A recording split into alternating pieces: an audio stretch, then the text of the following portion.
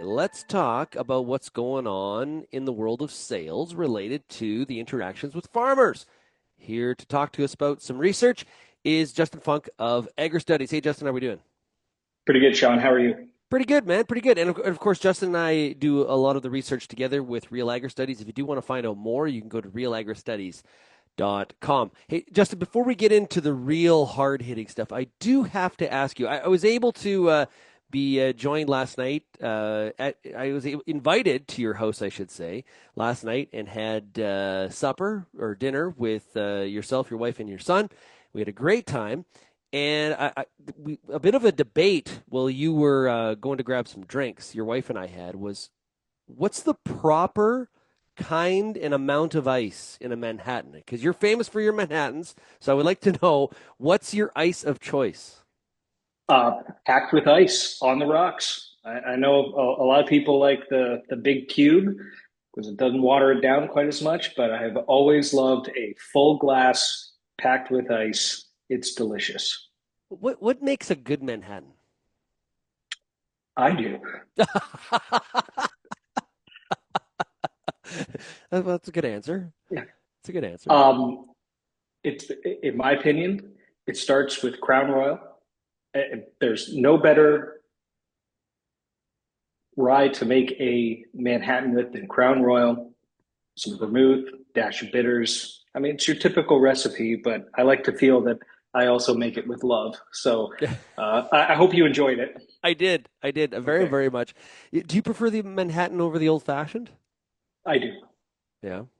hands down. Yep, you Interesting. bet. Okay. Well, we're doing some hard hitting stuff here. Okay, let's talk about some of the things that we have found. Now, this is a follow up piece of research to some work that we had done at the back end of 2022, and some research that you and your father had done even before that. It's looking at the interaction of farmers with salespeople. I guess at 100,000 feet, what are some of the trends that we continue to see develop? Yeah. So first of all, there's a lot of anecdotes out there around. Well, I've been being bombarded by salespeople, or I never see any salespeople. We also look at in the industry. There's a lot of changing dynamics right now. Farmers have the ability to procure products in many different ways that may or may not involve salespeople. And there's also a lot of turnover that's happening in the field of sales, where a lot of people are retiring or moving to other careers, and new salespeople that are taking their places. And so, with all those changes that are happening, we feel it's important to maybe wrap our head around this and put some numbers to it as well. So, one of the questions that we asked was very simple. But in describing the relationship that farmers have with salespeople, would they say that they rely on them more than they have in previous years, less, or about the same? And I'm not surprised to see this, but you pretty much had 14% and 15% on either side saying more or less, but 71% said I rely on salespeople about the same as I used to. So, the role of the salesperson continues to be important, and I don't think it's going anywhere anytime soon. It just may change a little bit. It was interesting yesterday. I was out in Niagara on the Lake and had a great time with a group of Growmark managers from across Canada and the U.S. And we had a really good session. And I was sitting in throughout the morning, and one of the managers from the U.S. said, he was giving an update on their locations and what they're doing in their business. And it was really interesting. And one of the things that he said was, our customers need us more than ever right now. And I thought, simple statement, but bang on. I guess you're nodding. You agree with that? Yeah, I do. I think that it's absolutely true, but I think what the industry needs to recognize is that while farmers may rely on salespeople, they just might not rely on them in the same way that they did 10 years, 20 years ago, because the industry is changing so quickly, and so is the farmer too, with the amount of education that they have, experiences that they've had, and access to information in general. Yeah. Now, broad brush question, and everybody's going to be different. How do farmers want to be, if they do identify the retailer as a key partner? and a key cog in the wheel, so to speak. How do they want to be interacted with? Yeah, so this is a question that we asked back in 2022. And at the time, just put ourselves back to that time. We were just emerging from the pandemic where we were starting to have interactions in real life again.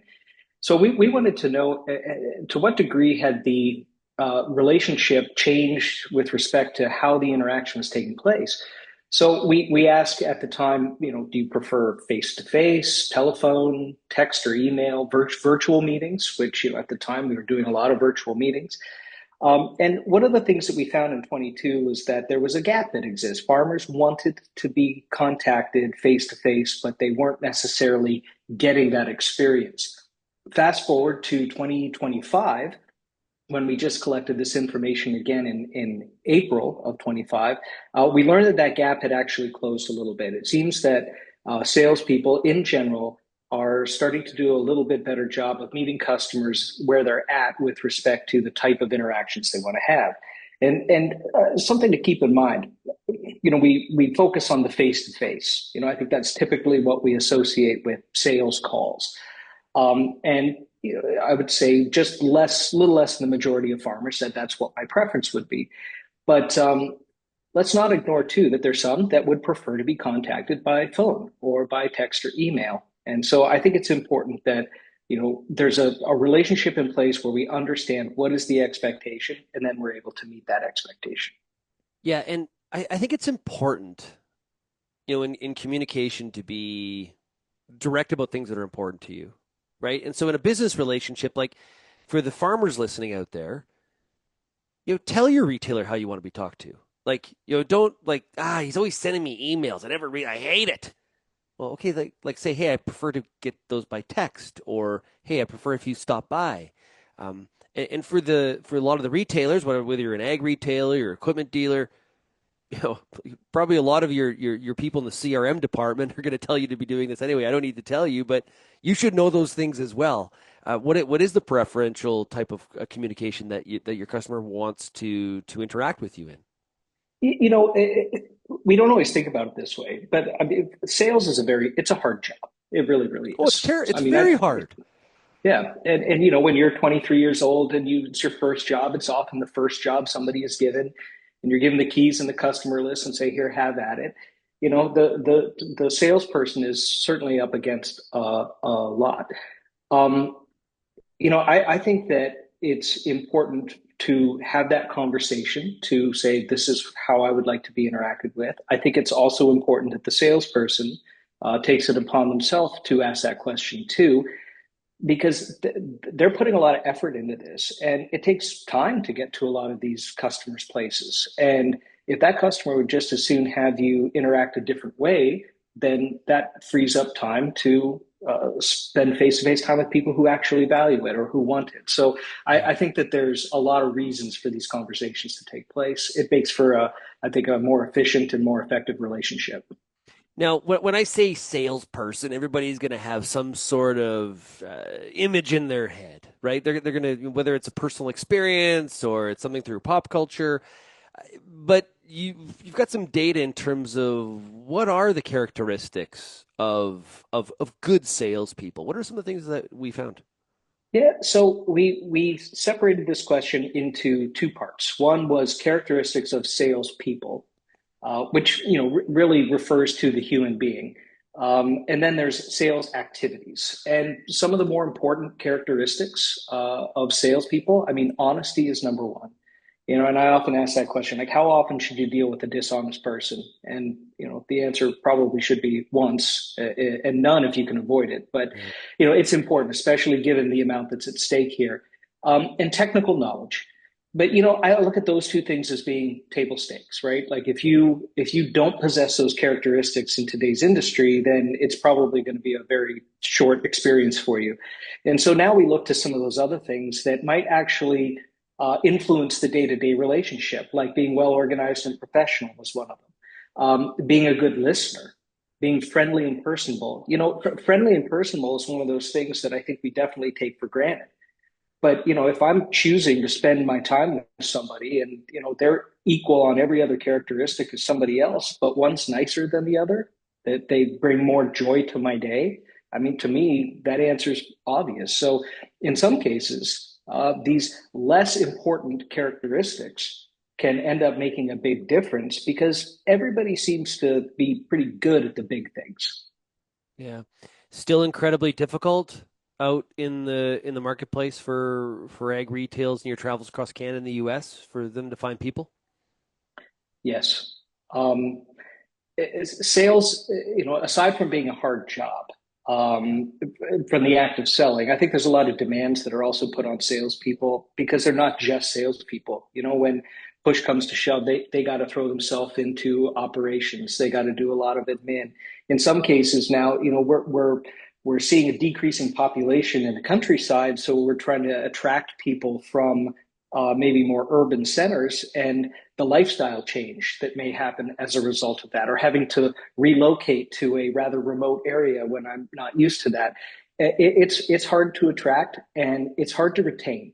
I see a lot of turnover from organization to organization, no matter where I am. And there's also, I think, the idea that because for some sales is looked at as a starting point, people have their sights set on maybe moving into different roles within the organization. So, they have a bit of a career path in mind. It's really interesting. I'm sure you get this question lots. I do too. But what do you think is the future of ag retail? And I can come up with a number of different pathways that all of that goes. I got to worry about where the ag media space is going first. But I think you have questions about any sort of industry and the impact of things like artificial intelligence and technology and whatever out is on the horizon to disrupt an industry. But one thing that has not really changed, now I'd love your comments on this, is that the farmer really relies and sees the ag retail as an incredibly important source and a part of the decision making process. Yeah, so we've actually seen growth in this answer to this question. Is your retailer part of your management team? And more farmers today agree with that. Their preferred retailer, not just any retailer, but their preferred retailer. And one of the factors that I think contributes to that is that a preferred ag retailer is not just a provider of product or a provider of information. That they become, I would like to say, a broker of information, right? They Mm. act on the farmer's behalf. They distill the information down to the need to know, because there's so much noise out there, and so the retailer can be a very valuable resource in providing product. I mean, we know supply is an issue, and having your product there in a timely fashion, that's one of those important factors of that retail relationship. But also being able to distill the information down to the stuff that's meaningful. Yeah, I look at it this way where, we know that 68% of farmers see 2025 is riskier than 2024. 75% of farmers thought that 24 was going to be riskier than 23. So if you compare 23 to 25, our risk perception, real or perception, is really on the incline. And the opportunity for the retailer is that partner is or part of the management team is to provide clarity and help steer through all of these controllable or internal or external risks and try to provide that kind of support. That's where there's a real opportunity. It's really fascinating to me. Yeah, and that point right there is an important one. And take that back to a characteristic of a salesperson who is really the steward of that relationship. Being a good listener and taking time to get to know the customer, not make assumptions. Like every customer is different, and then be able to respond to that in a way that adds value. So yeah, Yeah. there's a lot here that all kind of fits together. This study was certainly a lot of fun to do, and it was really fun to see the changes that have occurred over the time frame that we have been doing this. Well, and we've kind of talked a little bit about ag retail, but of course, you can't look at, well, and I know a lot of times the phrase is, sales is sales. If you could sell a dishwasher, you could sell that, like, the skill, there's a base set of skills there. But how the farmer wants to interact and deal with somebody that's maybe ag retail versus a crop protection manufacturer versus an accountant and financial services versus the equipment dealer, there can be some differences there. So that to me is also a fascinating, some of those nuance pieces in terms of supplier interaction. That's also a very fascinating piece. Yep, and that's something we looked at as well. You can't paint every part of the industry with the same brush. Yeah. Um, take equipment for instance. Crop inputs are purchased every year, right? Equipment maybe not. Feed it's on a much more frequent cycle, so you're going to see the differences and the nuances between those different roles. Yeah, if somebody has some questions or some thoughts, maybe you got your own perspectives, or you would like a little bit of a deeper dive into this topic on some of the things that we found in the study, make sure you reach out to Justin or myself. Justin, how do they get hold of you? You can go to agristudies.com or feel free to send me an email, jrfunk, Funk, at agristudies.com. Yeah, and of course, my email address is shaney at realagriculture.com. Would love to talk to more people about some of these findings and make sure farmers are getting served better in the long run. Hey, before I let you go, Blue Jays for real?